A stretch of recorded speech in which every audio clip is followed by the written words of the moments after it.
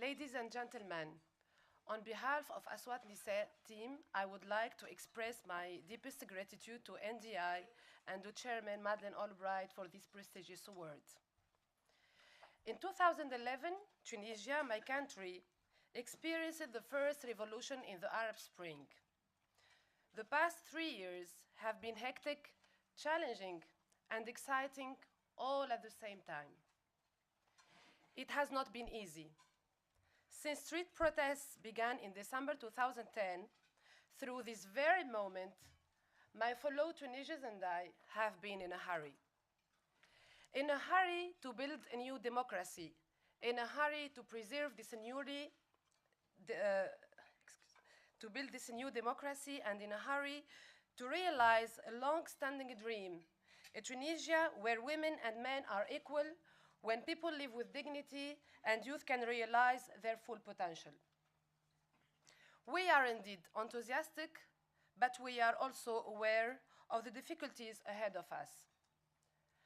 After 2011, Tunisia has faced numerous internal conflicts, sub-regional disparities, unmet expectations, youth frustration, economic regression, political instability, terrorist threats, and the lack of a clear transitional justice plan.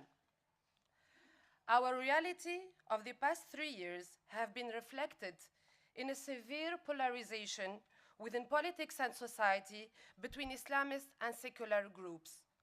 That impacts all the issues. But despite this turmoil, Tunisian people have made great progress. We have a very vigilant and dynamic civil society. Compared to before the revolution, there is today real freedom of the press in our country.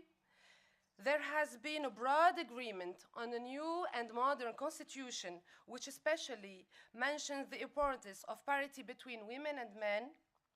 And of course, Tunisia recently withdrew all reservation on the Convention on the Elimination of All Forms of Discrimination Against Women, the CEDAW, a great step toward equality between women and men.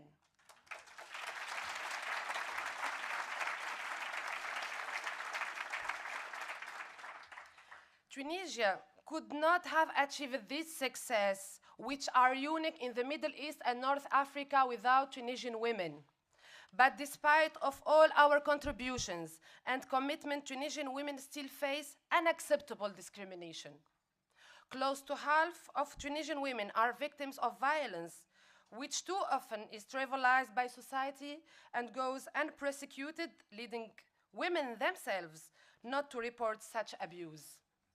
Moreover, Tunisian women remain severely underrepresented in politics, in political parties, in the National Constituent Assembly, where only 49 women were elected out of a total 217 seats, and in the government, there is only 1 woman minister and 2 women deputy ministers.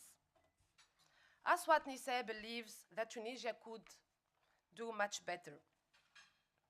Since its creation in 2011, Aswat Nisa has worked to empower Tunisian women from all walks of life to raise their voices and take their rightful place in a society so they can build a society where women are treated as equal to men and where women are aware of their rights and fight for them.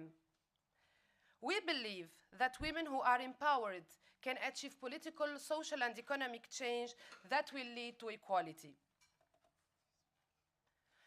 As Tunisia approaches national and local elections that will serve as a key milestones, Aswat Nisa is thrilled to announce the launch of its first Women's Political Academy, made possible by the generous support of Madeleine grant. The Academy will have 2 objectives.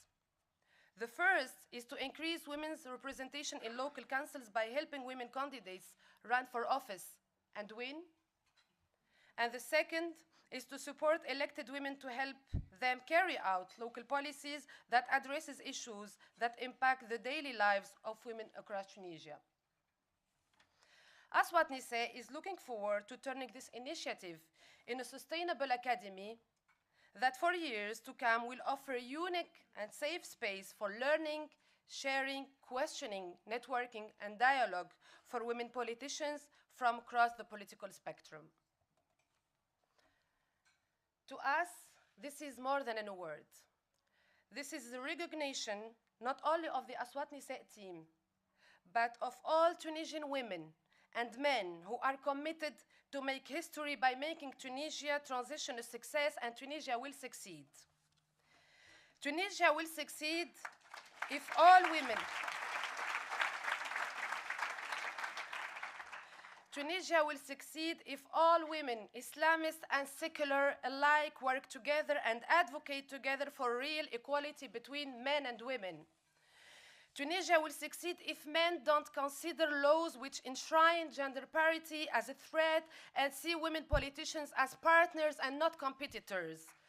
Tunisia will succeed if we Tunisians consider our diversity a strength and not a source of polarization. Tunisia will succeed if more women are involved in decision-making at all levels. And Tunisia will succeed if Tunisian women and men alike stand up for a free and fair elections later this year and next.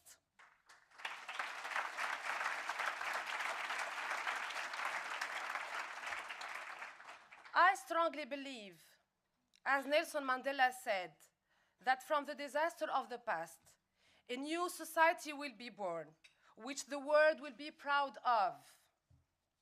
Finally, I would like to sincerely thank the NDI team, especially my friends whom I met 5 years ago. For us, this relationship is more than a partnership. It's a journey, it's a path toward democracy, dignity, human rights, and for a better world. Thank you.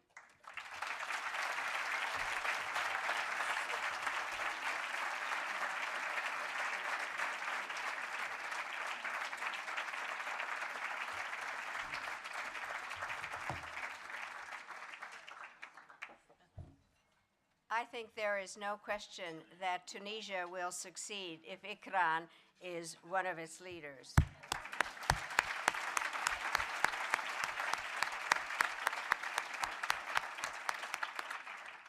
It has been interesting to follow the events in Tunisia because it has been a model in terms of what has happened after the awakening in the Arab world. And so you are an amazing example of it, and it is my honor to have my name and NDI associated with you.